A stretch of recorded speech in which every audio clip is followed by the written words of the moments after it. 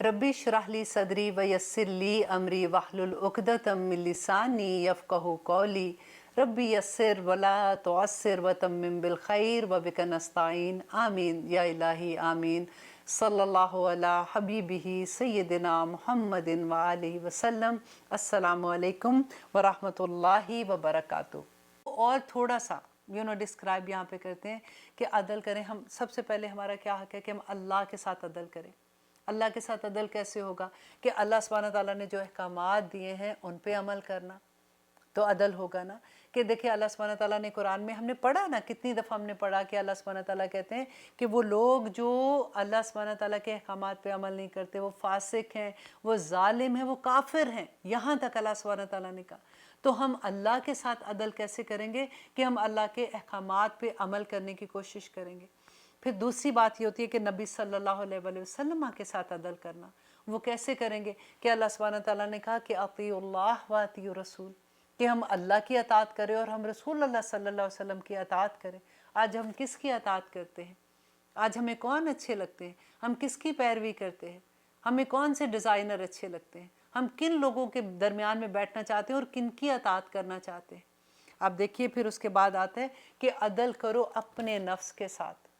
अपने नफ्स के साथ अदल कैसे करेंगे कि क़यामत के दिन हम ऐसे अमाल ना लेके जाएं कि हम अल्लाह सुब्हानहू तआला के सामने शर्मिंदा हों और हम दोज़ख वाले अल्लाह ना करे बन जाए।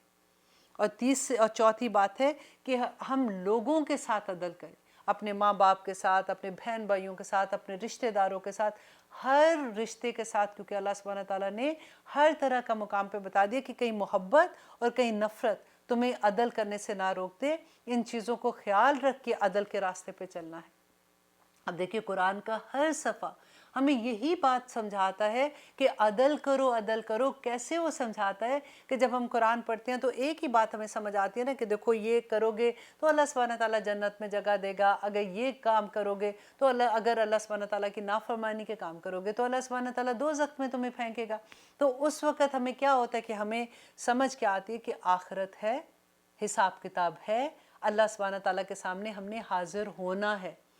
तो जब हमें क़यामत का एहसास होगा, जब हमें रोज़े महशर का एहसास होगा, तो फिर हमें सबसे बड़ी बात ये होगी कि हम किसी पे जुल्म ना करें। हम अपनी तरबियत करना शुरू हो जाएंगे ना, तो उस वक़्त हम फिर अदल के मुकाम पे आ जाएंगे इंशाअल्लाह। हम अल्लाह सुब्हानहू तआला से दुआ करते हैं कि अल्लाह सुब्हानहू तआला हमें अदल करने वाला बना दे। अल्लाह सुब्हानहू तआला हमें कभी भी ऐसे मुकाम पे ना हम खड़े हों जहाँ पे हम किसी पे जुल्म करें, क्योंकि यूजुअली ये होता है कि हमें पता ही नहीं चलता, हमारी ज़ुबान से ऐसे लफ्ज़ अदा हो जाते हैं जिससे हम किसी का दिल तोड़ देते हैं। हमें कभी एहसास भी नहीं होता। देखिए सबसे बड़ा मुकाम वो होता है जब हम कई दफ़ा होता है ना कि हम कहते हैं नहीं हम तो बड़े अच्छे हैं। देखिए वो अच्छा तो मैं भी अच्छा, उसमें अच्छाई क्या? अगर आपके साथ कोई अच्छा है तो आप भी अच्छे हैं, तो वो तो एक बराबर बात हो गई। अच्छाई तब है कि जब आपके साथ कोई बुरा करे तो आप अच्छे हों। अच्छाई तब है कि जब आप अपने कोवर्कर्स के साथ अच्छे हों। अच्छाई तब है जब आप अपने नौकरों के साथ अच्छे हों। अगर आप उनके साथ अब कुछ देख भी लेते हैं ऐसी बात, तो आप अपनी अना का मसला ना बना लें। अल्लाह सुब्हानहू तआला से दुआ करते हैं कि या रब्बुल आलमीन ये आया जो हमने पढ़ी है हमारे अमल में ढाल दे, हमें आसानी के साथ इस पे अमल करने वाला बना दे।